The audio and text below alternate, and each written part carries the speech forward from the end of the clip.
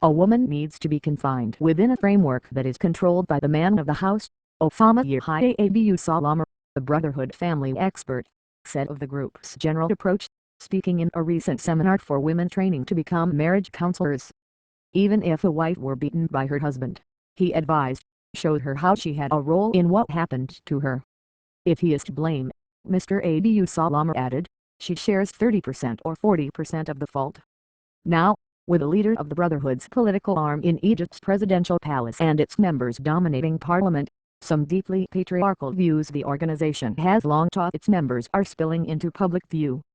The Brotherhood's strident statements are reinforcing fears among many Egyptian liberals about the potential consequences of the group's rise to power and creating new awkwardness for President Mohamed Morsi as he presents himself as a new kind of moderate, Western-friendly Islamist. In a statement Wednesday on a proposed United Nations declaration to condemn violence against women, the Brotherhood issued a list of objections, which formally laid out its views on women for the first time since it came to power. In its statement, the Brotherhood said that wives should not have the right to file legal complaints against their husbands for rape, and husbands should not be subject to the punishments meted out for the rape of a stranger. A husband must have guardianship over his wife, not an equal partnership with her, the group declared. Daughters should not have the same inheritance rights as sons. Nor should the law cancel the need for a husband's consent in matters like travel, work or use of contraception. The reform in traditional Islamic family law that was enacted under former President Hosni Mubarak and credited to his wife, Suzanne. The statement appeared in many ways to reflect the Brotherhood's long-standing doctrine, still discussed in classes like Mr. Abu Salam's and in the group's women's forums. Feminists said its statement also may reflect the views of most women in Egypt's conservative, traditionalist culture. In an interview on Thursday, Pak-Anam el-Sharqawi, President Morsi's political advisor and Egypt's representative last week at the United Nations Commission, sought to distance the Morsi administration from the Brotherhood's statement. The Brotherhood, she emphasized, does not speak for the president. He has resigned from the Brotherhood but remains a member of its political party. Does any statement issued by any political party or group represent the presidency? She asked.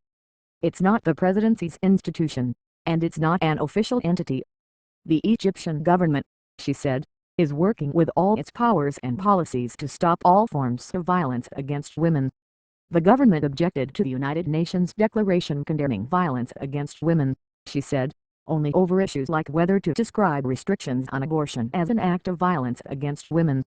That offended the cultural norms in many Arab and African countries, she said. Asked about the statement's apparent attempt to shield marital rape from legal prosecution, Ms. Sharqawi brushed off the issue as an irrelevant foreign concern. Marital rape? Is this a big problem that we have? She said, suggesting that it might be a Western phenomenon, while sexual harassment in the streets was a far greater concern in Egypt. Should we import their concerns and problems and adopt them as ours? She asked. We're talking about things that aren't widely agreed upon, like abortion. We can't give women the freedom to have abortions whenever they want. Do not pick issues not pressing in Egypt, she said, and then tell me that I'm in a conflict with the international community. Some Egyptian feminists, though, called the statement a vindication of their warnings that the Brotherhood might lead Egypt in a more conservative and patriarchal direction. They do not believe that when domestic violence is present, the women should resort to the justice system or the legal process, said Ghaddad Shabander of the Egyptian Organization for Human Rights. It should be kept at home and under the protection of the family, that is their claim. And there is no such thing as marital rape because a husband is entitled to have sex with his wife any time that he wants. This is the first time we have heard it said publicly on the world stage, she said, but this has been in their rhetoric for ages.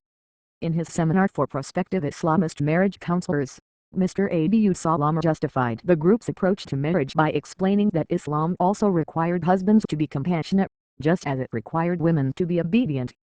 Quoting Muhammad's injunction that a man must not fall on his wife like an animal, the textbook in Mr. Abu Salam's class said Islam instructed men to engage in foreplay before sex and attend to their partner's satisfaction. As for inheritance, Islamic scholars have argued that a son should have a greater share, but also an obligation to look after the financial well-being of a sister.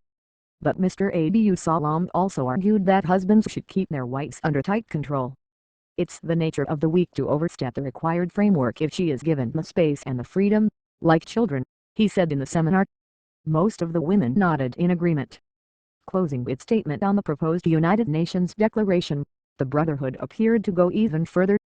The provisions discussed are destructive tools meant to undermine the family as an important institution, the statement concluded, and would drag society back to pre-Islamic ignorance.